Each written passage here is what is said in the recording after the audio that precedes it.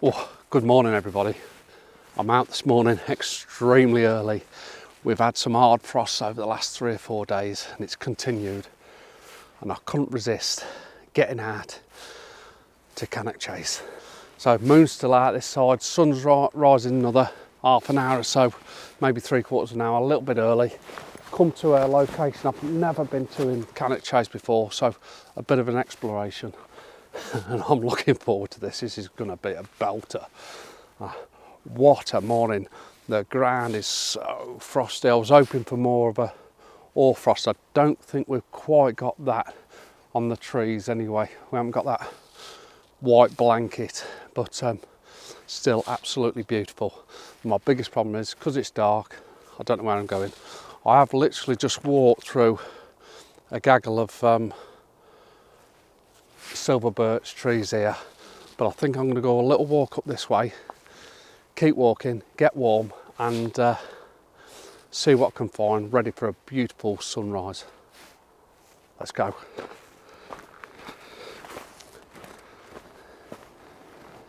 Okay, so what I've been looking for is a lone tree. I've come to this area because there's wide open expanses of sort of moorland, but you get lone trees on them, and there's a lot dotted around. It's just finding that one that you sort of appeals to you, if you like. And I wanted to come in this area first of all and try and capture my first image as the sun's rising, maybe work the image a bit more. But I found this lone tree anyway, and it's nice. It's very nice, really silhouetted with the background. Lovely frosty foreground, and what I might actually do is might even go a lot wider angle and lower down, try and capture a little bit of this frost, but I'm only just seeing the landscape. So I don't know, within the next half an hour we've got a sunrise. So we're coming into this beautiful golden hour, very frosty underfoot. Like I say, no hoar frost as such, but it's still a beautiful, crisp morning. Now then, I never charged my batteries up before I come. I wish I had it on because both are showing flat. I'm going to see how long they last and then get some more batteries in. I always carry spare batteries, so it's not a problem. But a little schoolboy error there, charging the batteries up actually in the cameras. So yours is flat and this one's flat, or showing flat. But with this cold weather, it really does take a hit on them. Yeah, even keep them in your inside pocket and things like that, just keep them warm.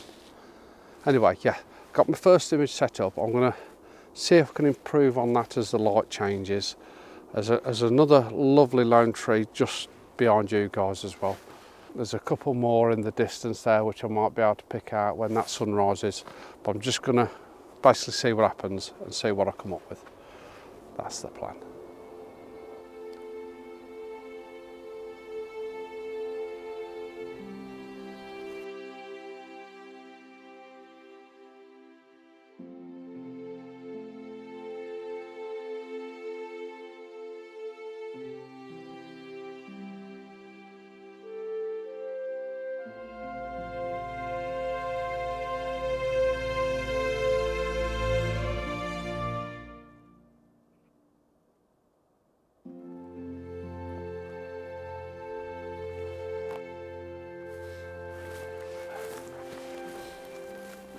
Okay, we're still waiting for the sun to rise, and while I was over there by that other tree, I spotted another, well, it's actually 2 trees that look like one really.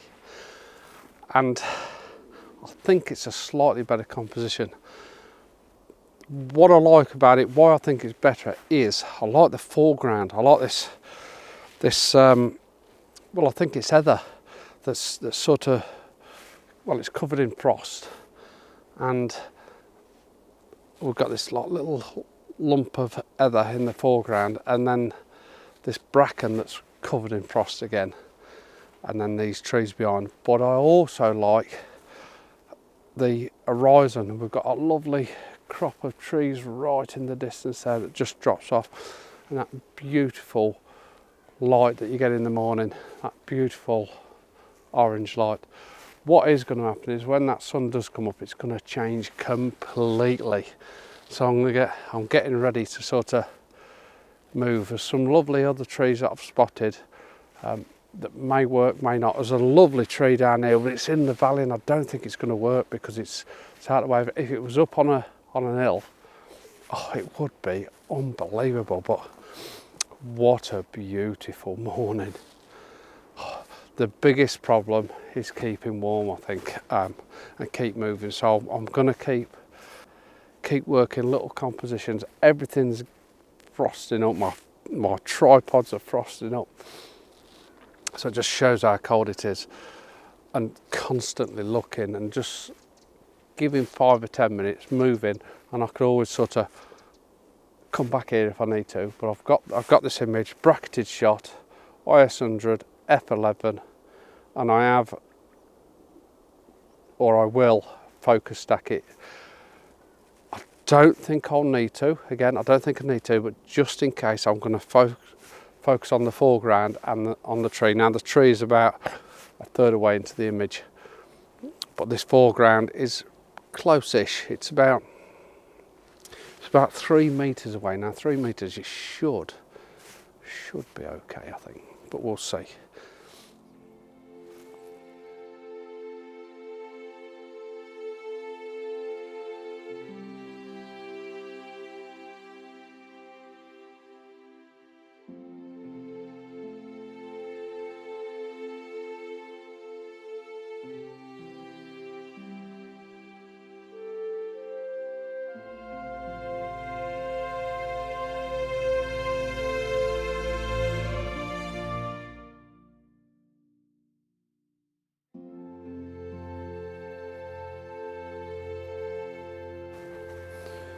Okay, we've moved again.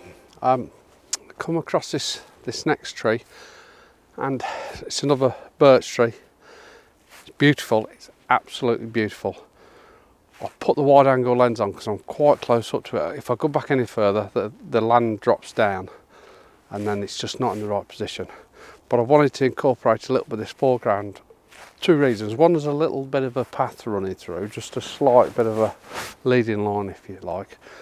But on this left hand side, we've got this lovely ferns that have just got the hint of frost on. It's beautiful. And we've got the sun that's going to rise behind it. So I'm thinking of probably a starburst when it actually comes. So I might have to just move slightly left to right for exactly where it's going to burst through. And it's just a lovely scene, and the light that's even catching on it now looks really nice. So I've actually got sort of my image set up comp wise. I might just tweak it a little bit as I'm going along, just to see what happens with that sun. Yeah, it's going to be nice, this one. Can't wait for that sun to come up and see what it does to the land.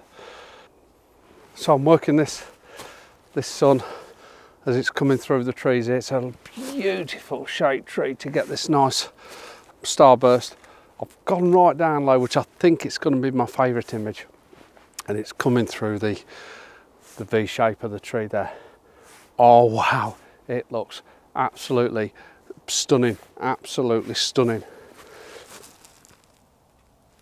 F22, ISO 100, bracketing the shot 1/5 of a second with the Samyang 14mm, and I think now I'm seeing another shot. It's a totally different shot. I need the longer lens on. This next, look at the beautiful light on the side of my face. This next image, I've gone a lot tighter in. It's definitely going to be a bracketed shot. Oh, underexposing bracketing shot, because the sun is so bright, because we're pointing right directly into sun, but it's this sun flare I'm after, and this more atmospheric image.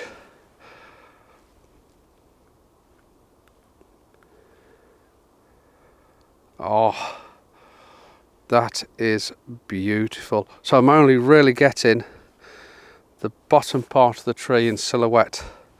This lovely golden light bursting through. I'm not even sure if I need to come higher. Now the sun's rising, I need to come higher.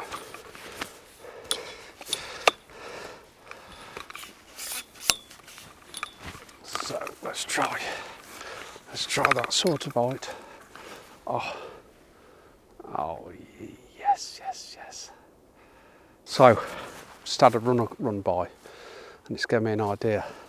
I need a silhouette right in the middle of the tree. Now then, I think that silhouette is going to have to be me. So I'm going to put it on intervalometer. I'm going to try and get me silhouetted, go walk round and see if I can get silhouetted just in front of that tree there, and it should look pretty spectacular. Intervalometer on. Okay, so I'm going to go walk straight over there, see if I can line myself up and try and get an image. Here we go. I'll see you guys in a minute. Okay, I'm back. If that works, I'll put the image up now.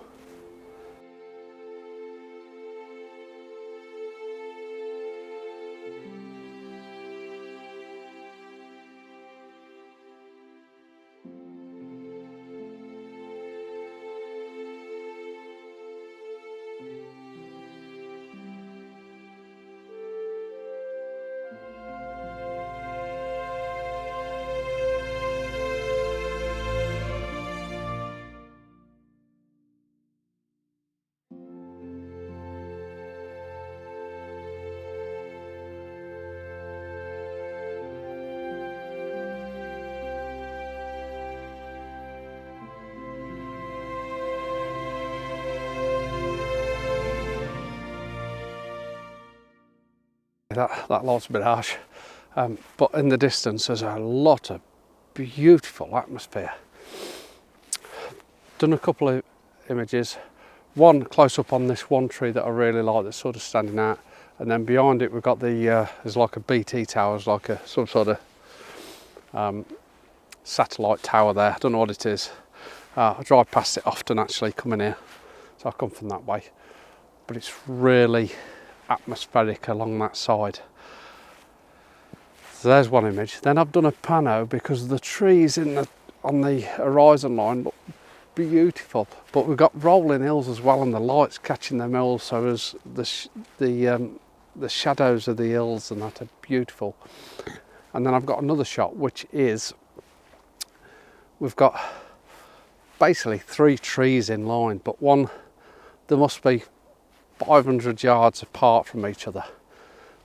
I'll put the foreground tree on the bottom right hand side, and then we've got this continuation of trees, but like I say, it's 3 main trees disappearing into this background, and then this beautiful haze and mist behind it. Absolutely stunning.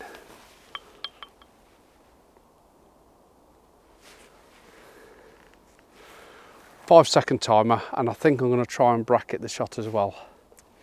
We've on ISO. Actually, I can drop that ISO down because the shutter speed is phenomenal. So I can drop the ISO down. Shutter speed at, get my fingers out. Got a shutter speed of 1,000th of a second. What am I on the tripod for? I'm on the tripod because I can really tweak the image. I can literally, with this gear head, I can just refine the image. That's why I'm on the tripod. Oh, that's beautiful. That is beautiful. Just spotted it. I've been standing here for now 10-15 minutes. Like I say, I've got a pano, got 1 or 2 shots. But I think I might have spotted another shot because now the sun's coming up a little bit more. Things are just starting to lighten up a bit. Right, I'm going to move forward a bit and see if I can get a couple more images.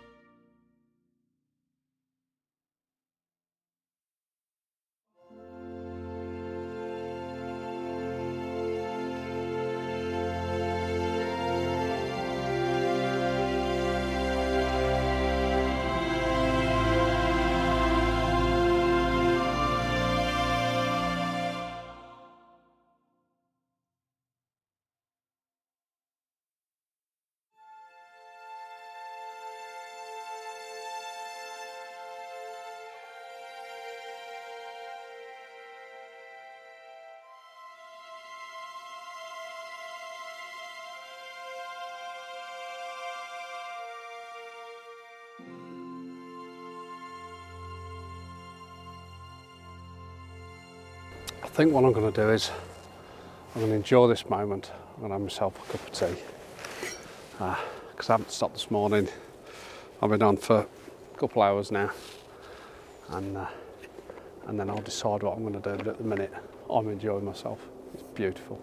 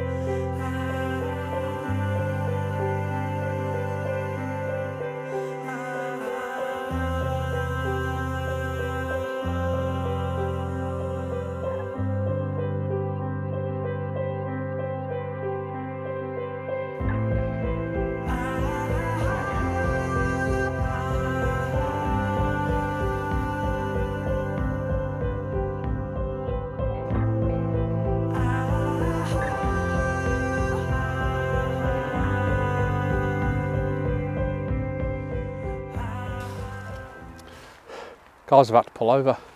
I've seen some absolutely stunning light as the sun's come up now, but we're getting this nice rays of light coming through this open bit of woodland. I have photographed this area before and I do love it because it is more open, but I've got again some lovely sort of shafts of light coming through. It's beautiful. I've had to pull over. There's this one little pocket here, and it seriously is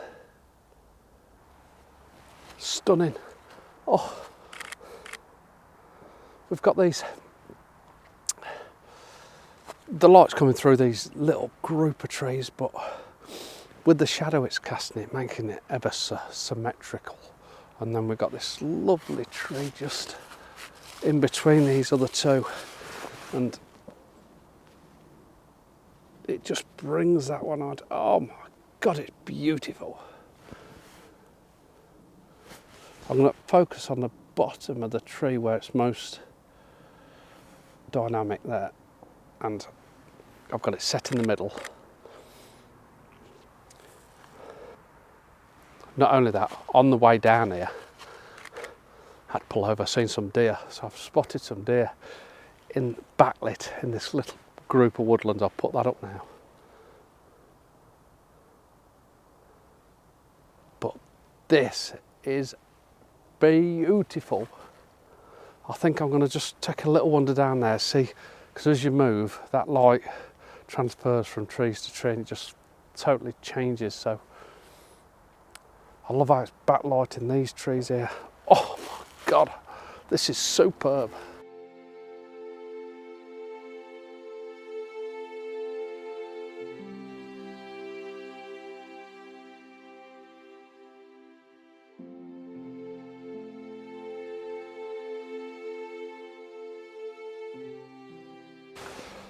We've got this beautiful scene in front of me. We've got the razor light. Oh, they're quite strong at the minute. It's a proper parkland image, and the reason why that is because we've got this road that's running through, and we've got this seating area on the bottom left hand side of the image, but it's the razor light, it's that atmosphere in the background that's creating all that extra little bit. Oh, it's beautiful.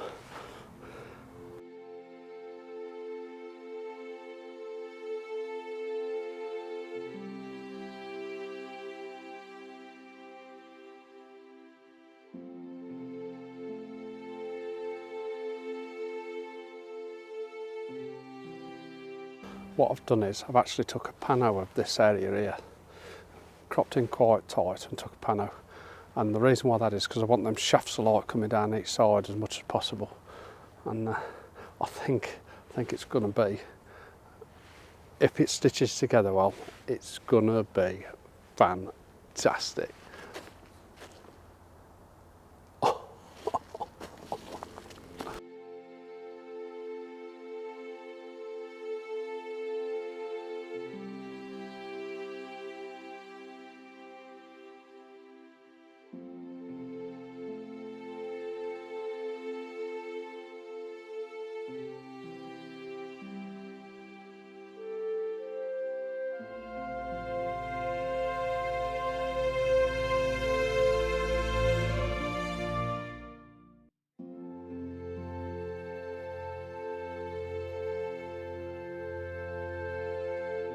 What an absolutely beautiful morning. Look at that.